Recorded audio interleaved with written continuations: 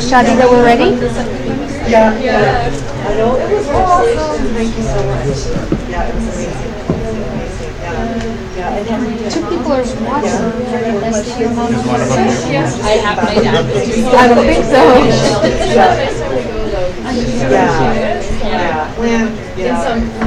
No microphone? No tape recording? No, I don't think so. Maybe ask. I think we need to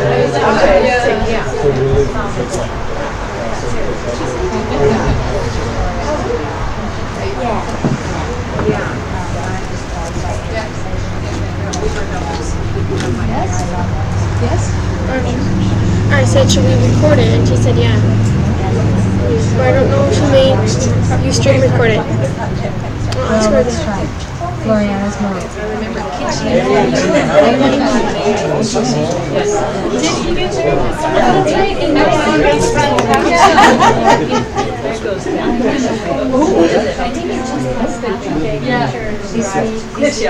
Chilean. Yeah, I'm pretty sure I met her. I saw him we had our high school reunion. Yeah, in June. So I saw him there. One of the wishes back and so we drove around.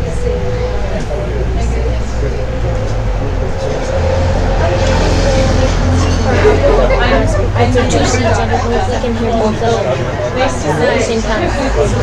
Okay, they should probably put it at Floriana's. Or like a runner that like sits right up front. I close it and move it whenever they're about to talk. I don't know. Put it on Floriana's.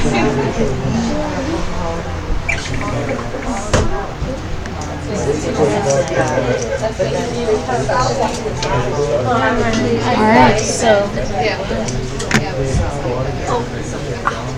I think my knee today.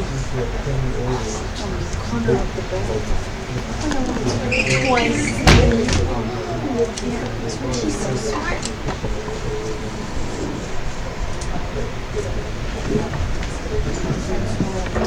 Sebastian is he graduated last year.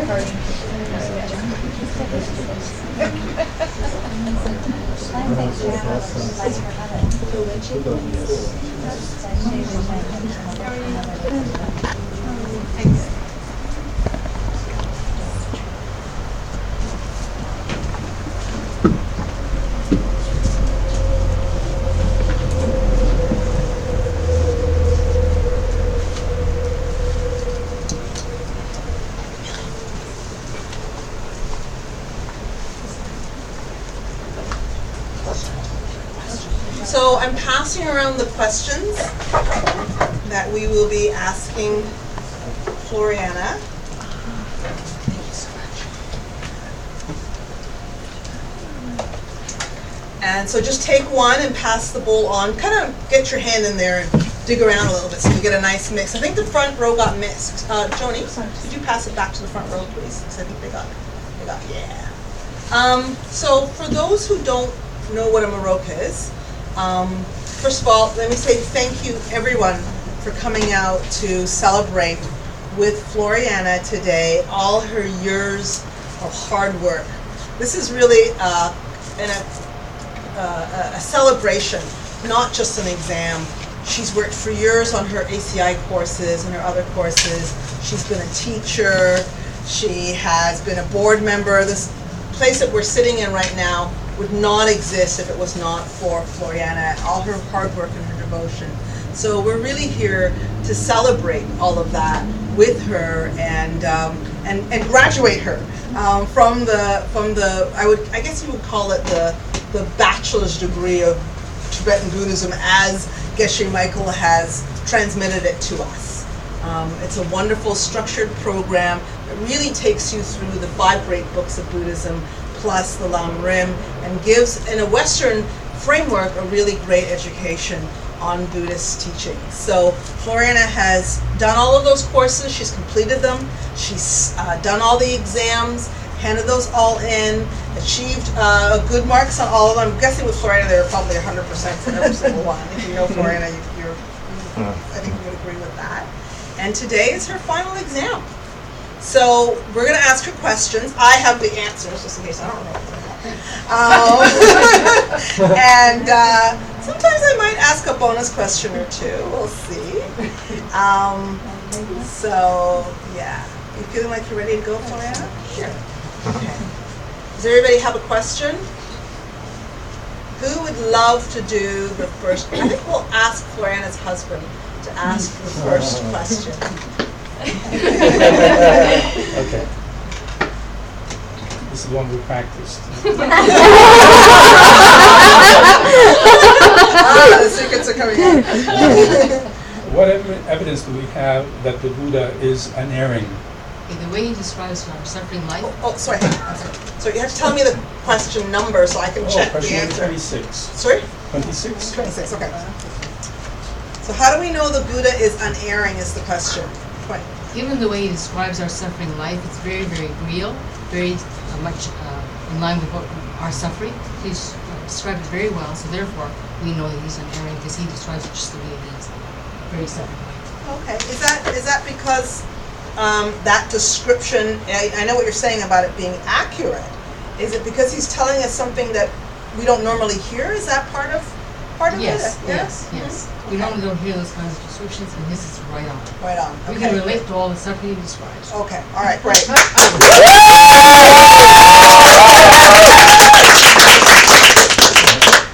Who would like to be the next person to ask the question? I'll ask a question. Okay. Sounds good. Number 19, for your reference. Name 4 parts to the practice of taking yourself to a Lama. Tibetan track in Tibetan. Okay, so you can skip the Tibetan track. Nobody here is on Tibetan track, okay? She can answer in English. There is a way to take the ACI courses and do them with some key things in Tibetan as well. And I don't know anybody in Vancouver who's on Tibetan track, do you? I always was like, oh please, like that's everything for me anyway. Floriana, 4 parts of the practice of taking yourself to a Lama. Well, first of all, you have to have faith and love and trust in your Lama. You have to know how to think towards your Lama. You have to know how to act towards your Lama. You have to have reverence towards your Lama. Excellent.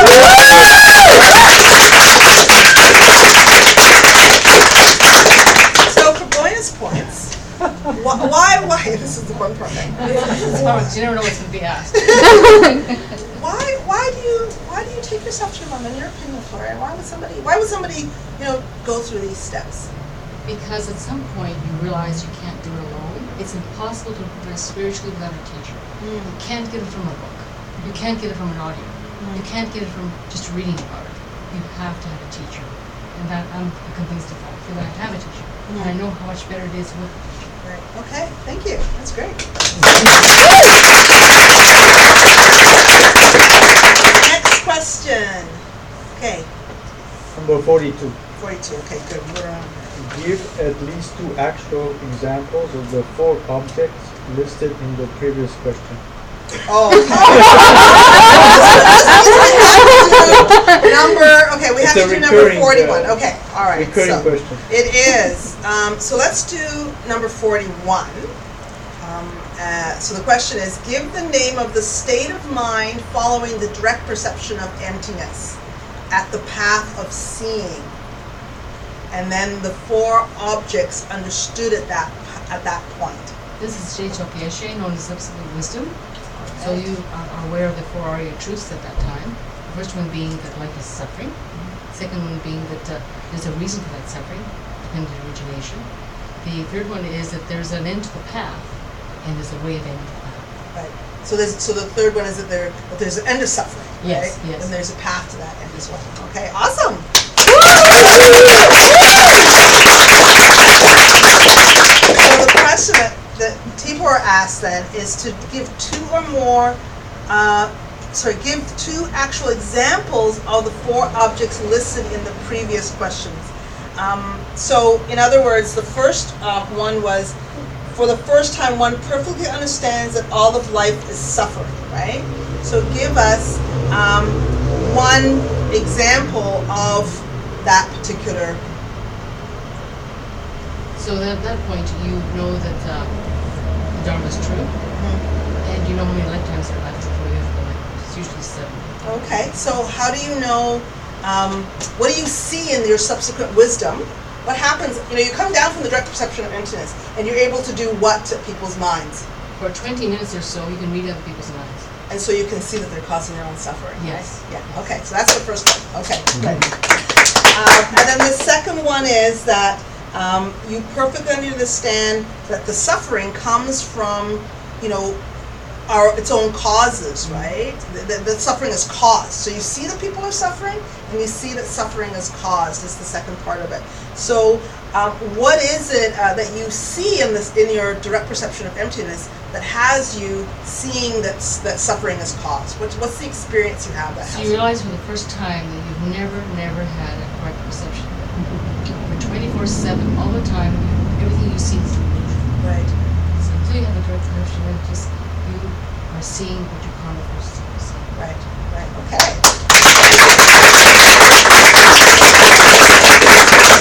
All right, next person.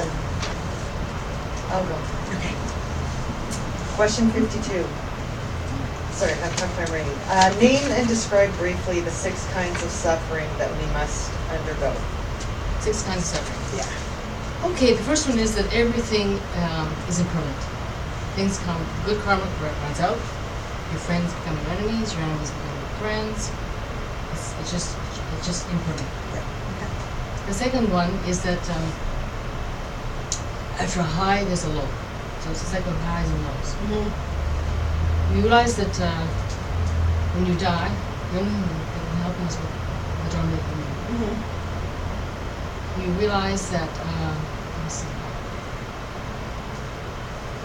So is it not just the fact that you've died as well, right? That you're having to what? Oh yes. Yeah? So you keep losing your body over and over. Right.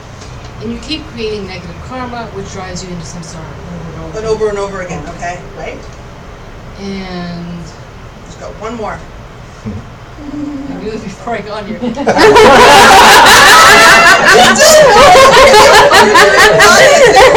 Oh, okay, that's Do you remember the story of the one when I told you, I heard this suffering and I went home and I cried? You don't remember me telling that story? Nobody remembers my story. It's the 2 circles that don't touch. What does that mean about suffering? What's that? 2 circles that never touch. What are we? What is our essential relationship to each other that is part of our suffering? Oh, the fact that we see each other from your own. We believe that what's out there is really out there, but that's not true. Right. So we're alone, right? We're alone. We feel separated from others. Yes. Right. Okay. Awesome. Only you take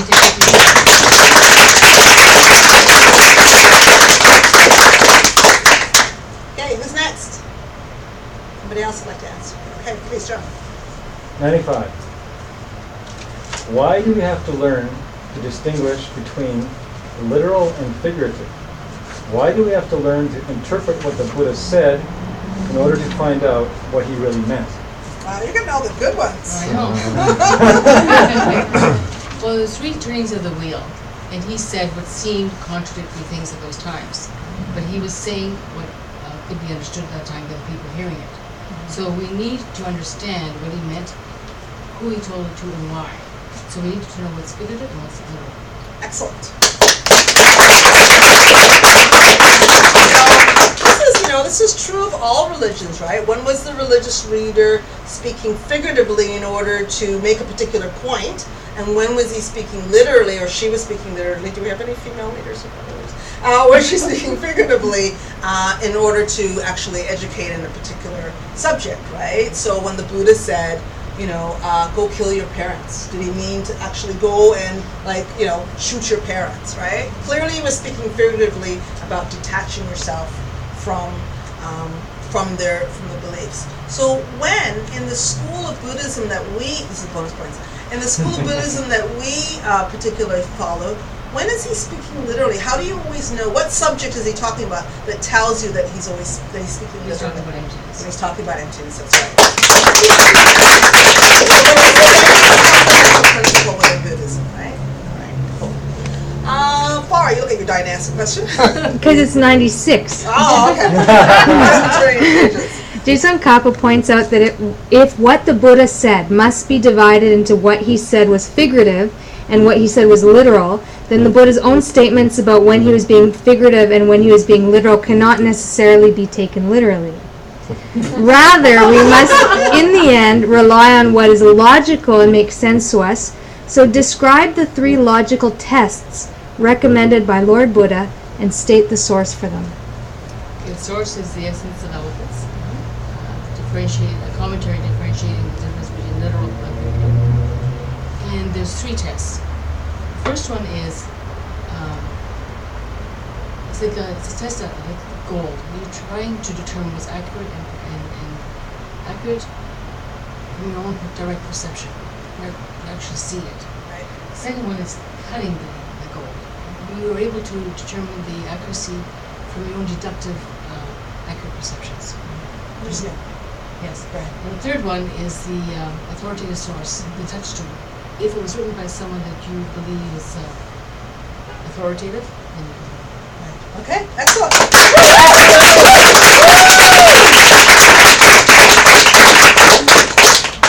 Sherry, do you want to read your question? Sure. As long as you don't have 97. I have 33. Okay, awesome. Select 3 bad deeds, one representing each of the 3 gateways, and explain the 3 consequences it will produce. Okay. So I'm going to talk about killing, lying, and craving. Okay, so those are the 3 doors. Yeah. And there's 4 things for each. There's the result. There's the corresponding habit, corresponding attitude, and the environmental result. So, for example, killing, the direct result is you're relegated to one of the 3 lower realms. And if you're born as a human, you find yourself being cruel to animals. And you tend to be involved in killing yourself, and you live in a dangerous place. So that's for killing. Right. For lying, you're relegated to the same 3 spots, 3 lower realms. You find the corresponding habit is that your experience is that you find yourself, it's difficult to tell the truth. You find yourself lying all the time. And because of that, people don't trust you, and you can't get things done. And with craving, you find that you're addicted to a number of addictions yourself. And these addictions cannot be satisfied. And you find that you're full of desires, and everything gets worse.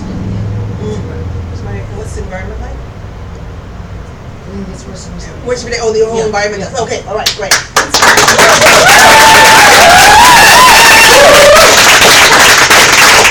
She's doing really well, isn't she? Tricky. This is a perfect audience. Okay. Yes, please. Number 56. 56, okay. Describe the motivation with which one should engage in the study of Buddhist discipline. Okay, your motivation cannot be for accolades, whether you're doing something important. You have to have a real deep sense of renunciation, a willingness to get out of samsara. And that's the goal. It's worthy, and if you have that goal truly in your heart, you can succeed. Okay, awesome. Bonus points. What? Define renunciation for us. Just tell us does it mean like I have to quit my job and stop talking to my family and not answer my emails? Is that what renunciation means? No, you're renouncing the habits that you have that are not serving you well. You're renouncing wanting to get what you want all the time, fulfilling your needs for yourself. So you're renouncing going shopping instead of studying. You're renouncing watching TV instead of studying. So you're renouncing a way of life that does not lead you to a spiritual path. Right. Okay, great. All right, 2 more questions. Who's got one they're just dying to ask? Ted, our visitor from Diamond Mountain, and then Lada. Give an explanation for this. Is Give me a number. What? Give an explanation for the 2 parts of the word bodhicitta. Does it refer to the mind of the Buddha?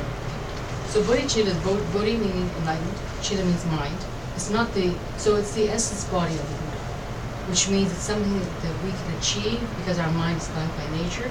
If we collect the merit to get there, to move on a spiritual path, we too can be enlightened. Okay, so does bodhicitta mean that you have the mind of a Buddha, or the essence body of a Buddha? You have the essence, you have the will, virtue in your heart, the Right, wish yep. to help all others. Okay, so they have the wish to have the mind of a And Buddha. that tells you to achieve it. Okay, great.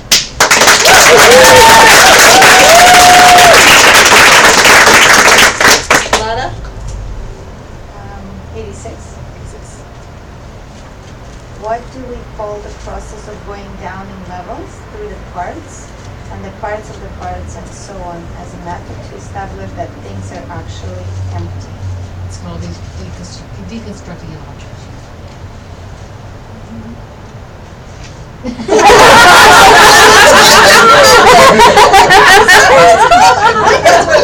She's right.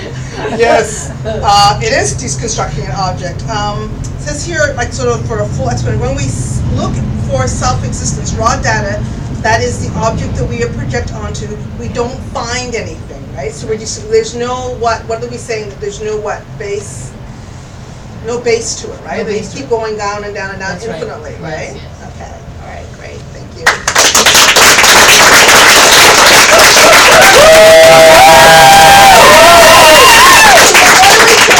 Do you think she passed?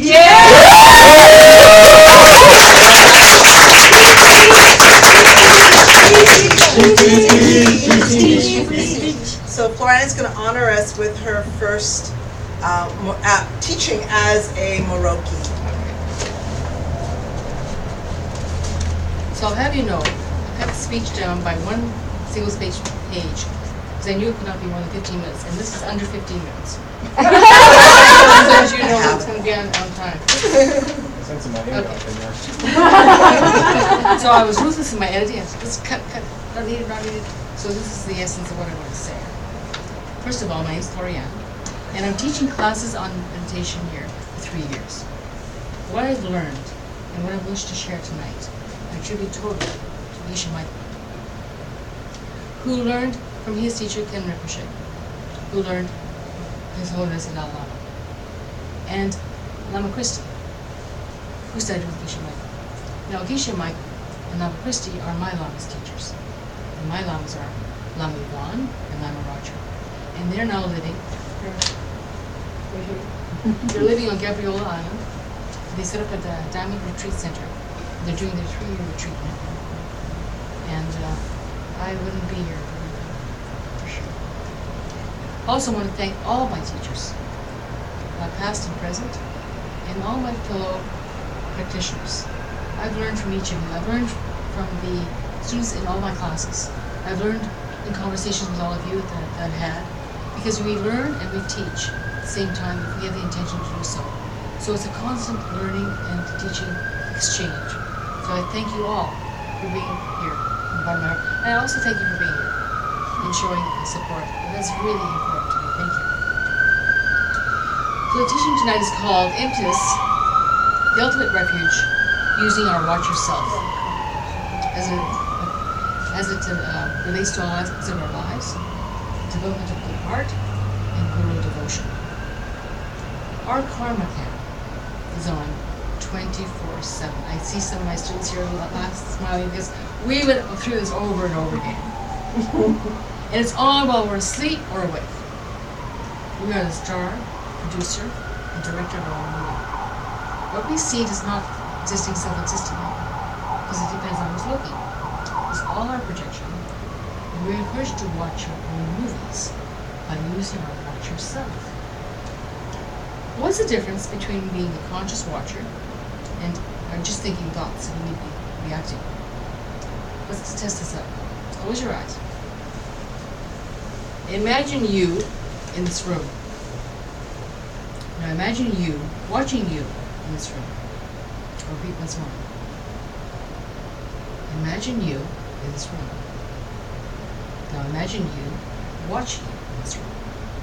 Open up your eyes. The difference between thinking something and watching you thinking about it is that one is more conscious.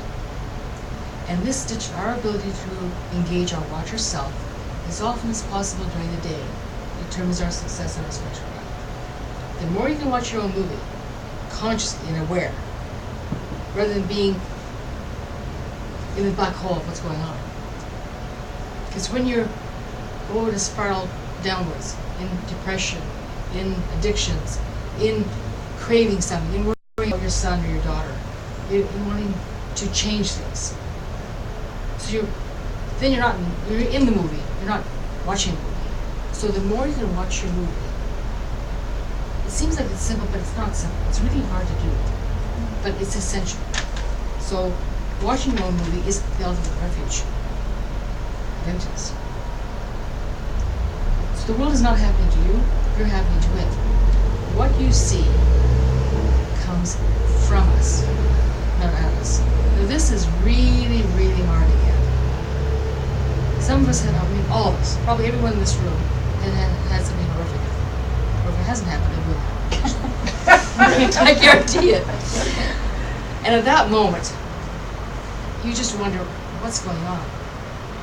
If you can have the strength to see that the world is coming from you, not at you, then you have a chance. What gives you the chance is using your yourself. So, to give myself an example. I used to act immediately to something happening in my life. Immediate reaction. Then, over time, I learned to watch my movie. I read about the importance of watching. Then, I strengthened my resolve to do it through study, practice, and practicing it. So that I found that sometimes I would react immediately, but now I'm finding that I can watch my movie for longer and longer periods of time. So the more I can watch the movie myself, the more I can experience success. It's not a straight cycle or a straight line. We go up and down. We need to practice between disasters, because when we're in a disaster, it's very hard to watch your movie.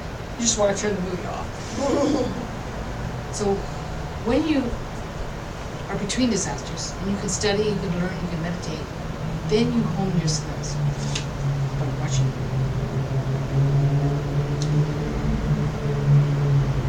If the ego thrives, it creates problems the size of a mountain, not the size of a molehill.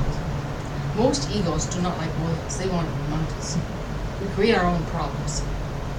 And if we can learn to watch our own problems, we can get out of them. The ego, the controller of the me plan, is firmly established as we grow older. The majority of our activities are directed toward the needs of me, not we. And that's ingrained in us at birth. The will, the drive to survive. We need food, we need shelter, we need to have our own way. So we spend most of our lives meeting our own needs. And so at some point, we move from the me plan to the we plan. So how do you move from the me to the we? We grow and mature. The thoughts that protect our needs may lead us to ignorant liking and ignorant disliking. There are 84,000 mental afflictions, many to choose from. We're afraid of all of them. But there are 6 main ones. The 6 major afflictions are ignorance. The fact that what we see, we believe is really there. It's not, it's a projection. So that ignorance propels negative karma and suffering. There's ignorant liking, ignorant disliking, pride, doubt, and wrong view. Then one day, if you're lucky, or if you have the karma, something happens to something. I can pinpoint the exact date. A number of things have been happening in my life. Cumulative. I was taking ACI 7, the Bodhisattva course, the vows course, with Alexander. And I had not decided to take the vows at the end of the course. And on March 15th, I said to myself, that's it! I'm going to continue taking this course, I'm going to take the vows, and I'm going to continue the process of becoming a better person. That was the turning point for me.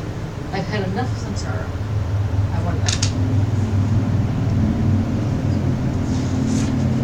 Shantideva, a pastor living around 70 AD wrote the Guide to the Holy Office Life. And he was saying living beings, most of them don't know how to help themselves, but there is a way. For our truths that we talk about tonight. The life of suffering, there's a cause of the suffering, cessation of suffering, and a path leading to the cessation of the suffering. Every thought, word, and deed creates our illusionary life. And it also allows us to change because we know it's a projection. And knowing that gives us hope. And we need as much hope as we can muster up to keep going, because samsara can be pretty miserable. It can be awful. I've had terrible experiences myself. I've heard people tell stories of what they're going through, and that builds compassion. We all have stories. Don't think that you're the only one that's got a terrible thing to deal with. We all have something. And until we get something that makes us hit the wall, we don't move.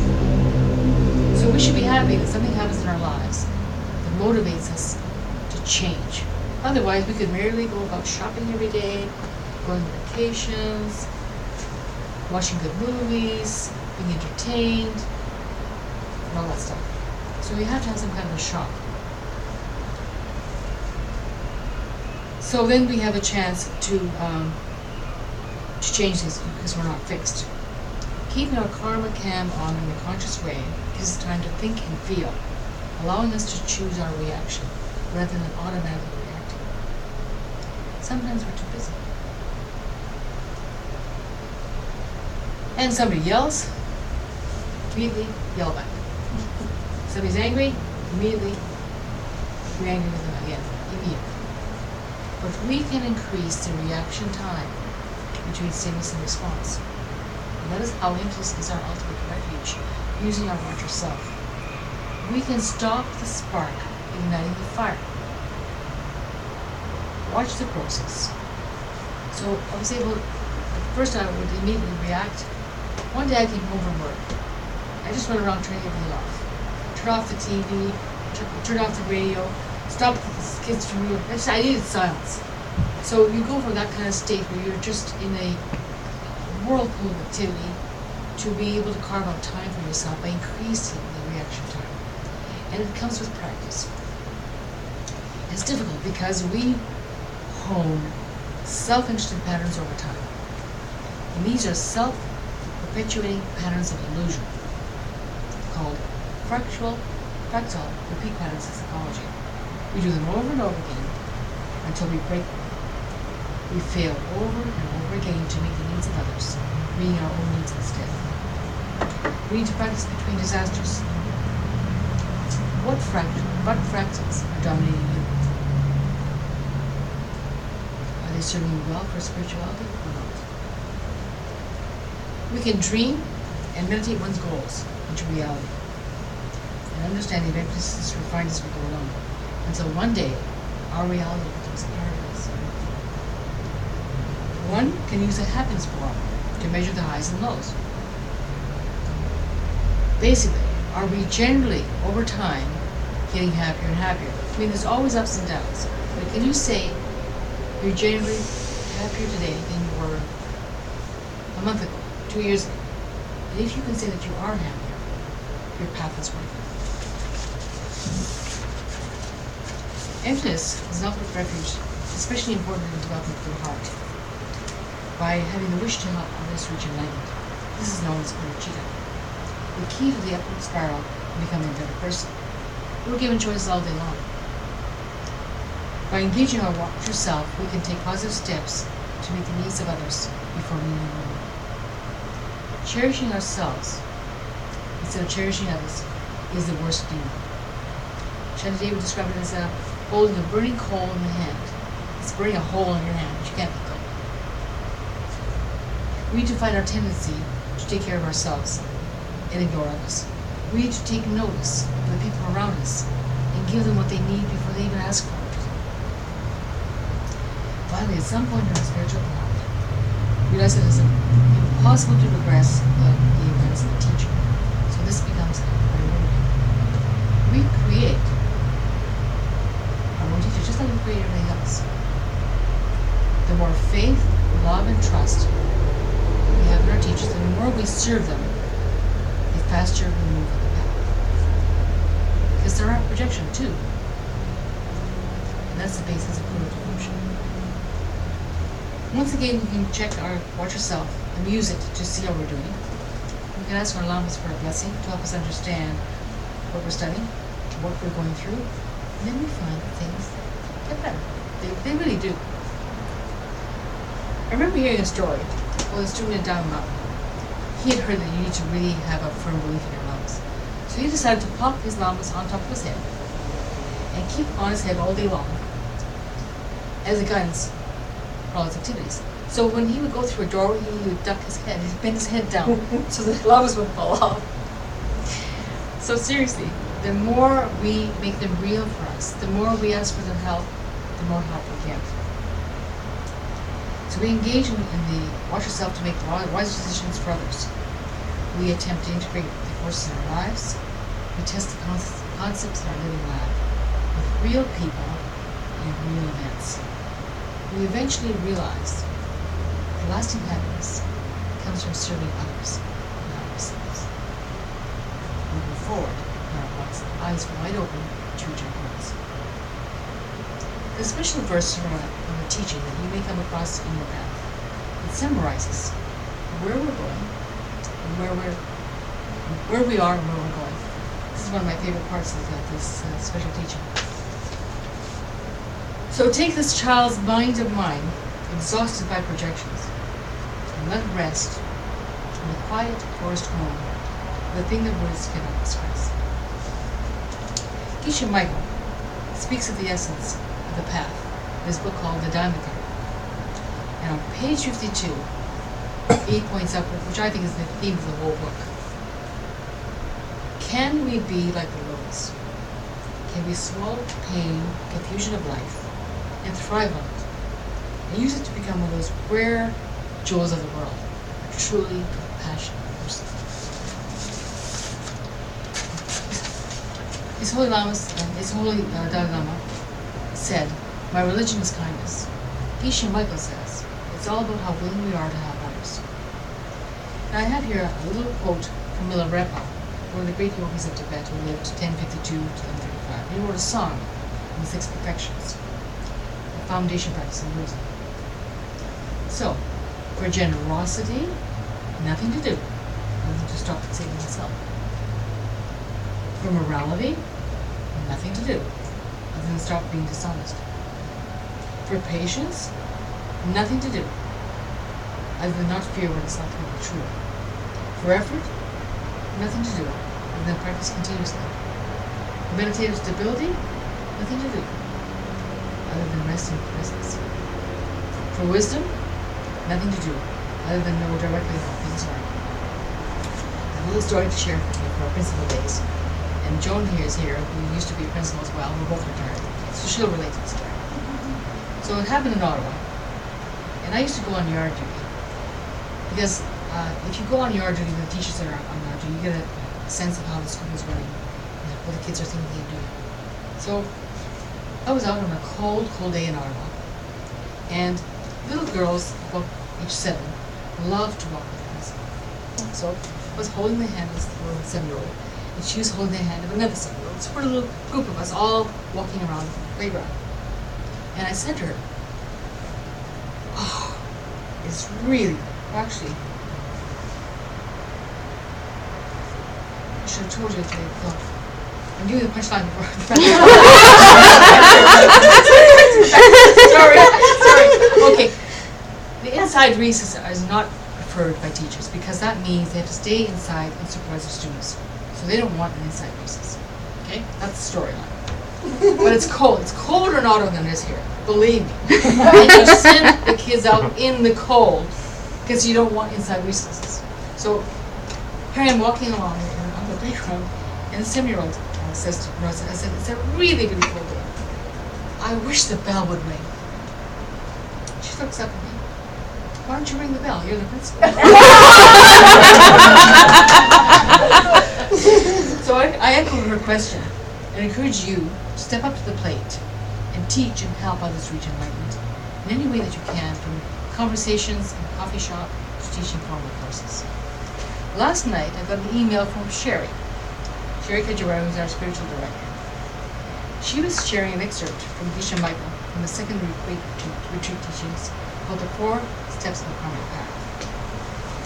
I wish to share this with you now to give you a practical strategy that you can use tomorrow, or maybe after this class you can go to a coffee shop and use it right away. Step 1, you write down a sentence. Write down the thing you want. It's important to clarify what you want. If you don't know what you want, you write down, I don't know what I want. Then you can use the 4 steps to work on that. Step 2, you must find another person that wants what you want. That's all. Under normal circumstances, you cannot plant the karmic seed in yourself. You must plant a seed, a dream, in someone else. Step 3, go to Starbucks or some other favorite location with your friend. You might say, I would love to have my energy back. You discuss your problem with your friend. You just don't want to be tired anymore. You're planting 2 seeds, one for you and one for your friend. Is it wrong to want something for yourself? Is it wrong to want more energy? It's not wrong. It's a worthy goal. Is there some other way to get it other than serving someone who has the same want? No, there is no other way. That's very important. You have to help somebody get something that you want to be able to get it yourself. So if you want more energy, help someone get more energy. If you want something else, find someone in your group with acquaintances that wants the same thing and help them get it. That is the only way you can achieve it yourself. How do you prevent this wish from becoming selfish or egocentric? The strategy is to have bodhicitta clearly and deeply in your heart and mind. The wish to help everyone reach it. When this wish is fully developed, you have a direct perception of emptiness, and you can feel a kind of energy emanating from your heart. You have a deep resolve to help everyone. And then you realize that for sure that you want to spend the rest of your life dedicated to helping others, reaching them. And this wish is the cause of your happiness. Step 4. Before you go to bed, you think, I really do not have much energy, but I'm trying to get others to get more energy. You did a good thing today. And count. Think about all the good things you did to help someone achieve the goal you want to achieve. Step 2 and Step 4 plant more good seeds than Step 3. Planning to do a good deed beforehand and thinking about it after you did plant the seeds gives you more good seeds than actually doing the activity itself. So I repeat, planning to do a good deed beforehand and thinking about what you did later plants more seeds than actually doing the good deed. Geshe Michael asked, got it? As Geshe Michael said, if you set an example of a new way of life to achieve your dreams by planting seeds and serving other people, if you become a living example of helping others, then it works for you. You have to be passionate about this and think, I'm starting a revolution. You have to be like Maroke in this book on the spiritual renegade. Have that feeling. So simply put, you have to step up to the plate and ring the bell for others.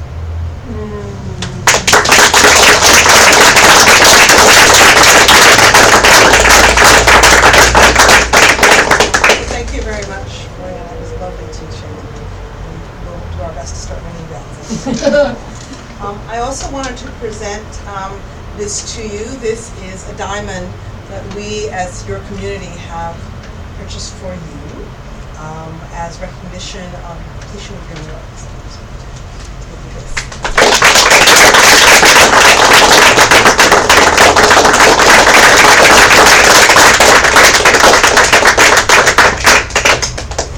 And I want to ask you, I wanted to ask you if you have purchased a diamond yourself.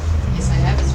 Okay, so you need to take this diamond that you have purchased, and as an act of truth, which I won't ask you, as an act of truth, take it and offer it, knowing that the action that you do is creating tremendous positive energy, tremendous positive karma that you and offer it into either a body of water or a tree or some other ocean that represents in giving honor to? At this point, and I'd like to give you something that represents all the appreciation that I have for you as a teacher, your knowledge, your sense of humor, your willingness to help us as much as you can by teaching courses here and this person. Please accept this. You're an awesome teacher, and I'm glad you're here. She is allowing me to do my Maroke because I had to have class 18 taught by someone who did their Maroke. I had class 16 and 17 along Maroke. Then I had to wait a long time until Lamashadi came along. So she would teach 18, which I finished in January. And then I was able to do that. So thank you. Thank you.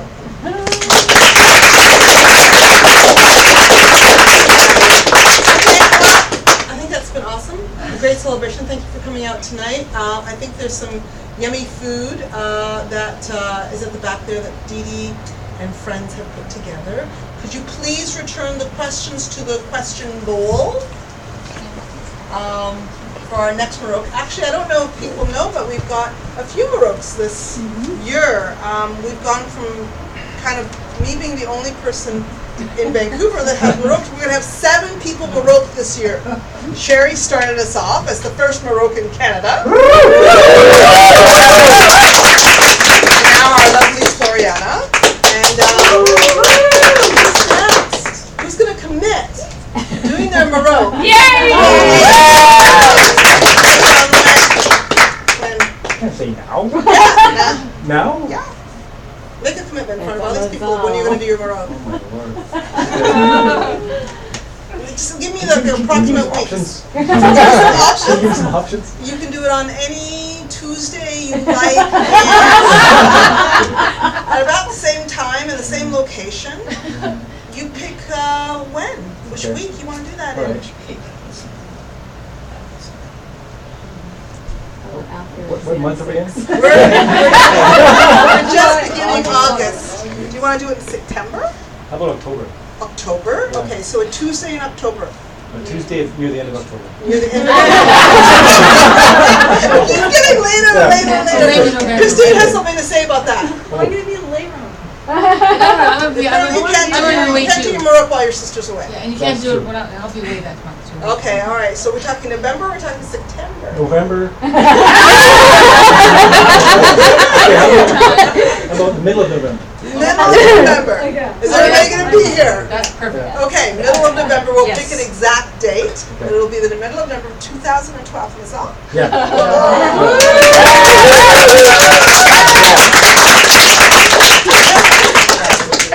Feet to the fire, I just want to know what you have to do to be able to do your Maroke, is you have to complete all 18 courses. They must be finished in terms of having taken the courses. 16, 17, 18 must be taken in person with somebody who has Maroke. You have to complete all the homeworks, all the quizzes, and all the final exams. They must be handed in and marked. Right. Shoni knows me enough to know I need a deadline. Okay, great. Thank you, Floriana. Thank you. Thank you. That was very nice.